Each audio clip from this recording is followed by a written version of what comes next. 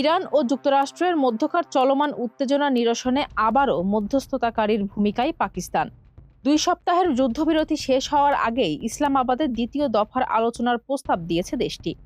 14 April মঙ্গলবার পাকিস্তানের 2 সরকারি কর্মকর্তার বরাতে জানা গেছে, প্রথম দফার 21 ঘণ্টার দীর্ঘ আলোচনার কোনো সমঝোতা ছাড়াই শেষ হলেও এটিকে একটি চলমান কূটনৈতিক প্রক্রিয়ার অংশ হিসেবে দেখছে। ইরানি গণমাধ্যম জানিয়েছে, তেহরান ওয়াশিংটনের মাঝে বার্তা আদান প্রদান অব্যাহত রয়েছে। তবে দ্বিতীয় দফার এই আলোচনা কোথায় অনুষ্ঠিত হবে তা মূলত যুক্তরাষ্ট্র ও ইরানের অনুরোধের ওপর নির্ভর করছে। পাকিস্তান আগামী কয়েকদিনের মধ্যেই নিজেদের মাটিতেই এই আলোচনার পরিবেশ তৈরি করতে প্রস্তুতি নিচ্ছে। দুই পক্ষের সিদ্ধান্তের ওপর ভেন্যু চূড়ান্ত হবে। যুদ্ধবিরতির মেয়াদ ফুরানোর আগেই একটি টেকসই সমাধানে পৌঁছাতে কাজ করছে ইসলামাবাদ।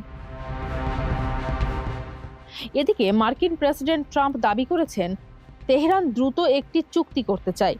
বিশ্লেষকরা মনে করছেন, যুদ্ধবিরতির সময়সীমা পার হওয়ার আগেই কোনো একটি মধ্যস্থতায় পৌঁছানো না গেলে মধ্যপ্রাচ্যের পরিস্থিতি আবারও অস্থিতিশীল হয়ে উঠতে পারে। ফারজানা হাসিন, মানবকণ্ঠ।